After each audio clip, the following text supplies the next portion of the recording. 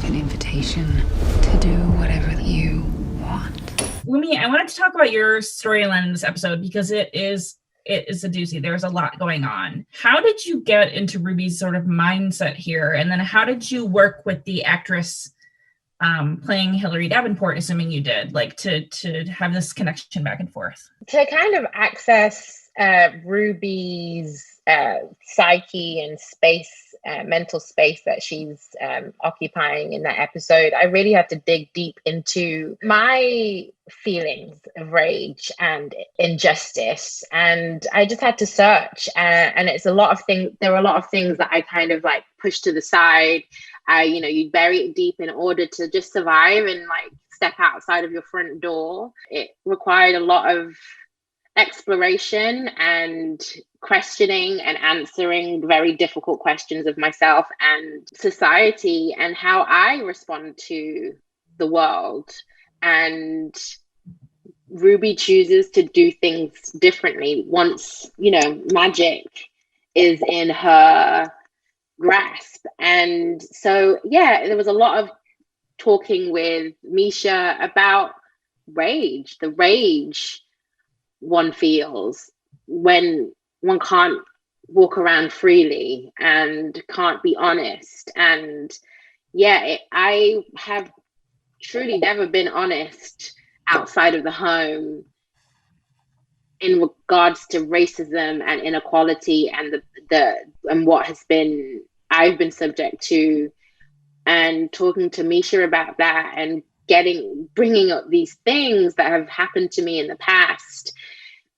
I was able to access Ruby's rage again, and and I was surprised to know that it was all still very much there, even though I have a big old smile on my face most of the time.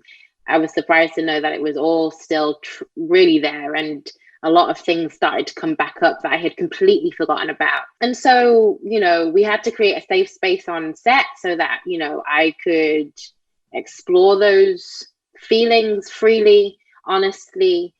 I had to talk about those feelings with Jamie. I had to talk about those feelings with Abbey because, especially Jamie, because she's playing me. She needs to understand where Ruby is coming from and what Ruby has experienced. And it was a lot of spending time together, creating that safe space in order to kind of explore Ruby with Jamie and painting the picture of Ruby's history. It was a lot of digging, and it wasn't comfortable, but it was honest. It's interesting because Ruby essentially gets what she thinks she wants and quickly finds out that like what you want is not always good. Do you know what I mean? Like there is no win in this situation. And I'm wondering if other characters will begin to realize that going forward. Like I wonder, speaking of for Abbey, like, Christina wants something very specific, but it's like, is there ever something that will satisfy her? I think that Christina has been completely ravaged by this idea of power. And when you have needs like hers that are rooted in such kind of vicious desires, I don't think it can ever be fair. If somebody is willing to do the things that Christina is willing to do, which are quite awful at times, you are going to keep wanting more. Like she's clearly someone who just is going to keep wanting more. And it was really a part of why I wanted to tackle Christina, to try and understand that aspect of a human, because we live in a society where we are under the thumb of these men whose thirst and desire for power is so insane that we're not taken care of. What was the metamorphosis process like in practice? And like, what was that stuff? And are we supposed to just expect that there's like piles of skin laying in back alleys in Chicago? Right, exactly. That's exactly it. Jamie does a lot of the actual like the the physical vocabulary of the metamorphosis, I generally turn up at the end and the aftermath.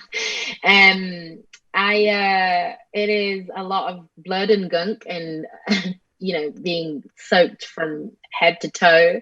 It's cold, it's sticky, it's uncomfortable, and you're naked, and you just have to kind of, I don't know, it's just a matter of like mind over matter because it's not pleasant. But I really, we workshopped the physical vocabulary of the transformation, Jamie and I, and I really think she does such an incredible job. Her physical, I know that she used to be a dancer, or she used to be a dancer anyway, and I can really see that she can really manipulate her body in a way that it really feels like someone's trying to break out. And it's just, for me, it was lots of standing with a wall of towels around me while people drenched me in blood and gunk. You can't relate to who I am. Who are you really, uninterrupted?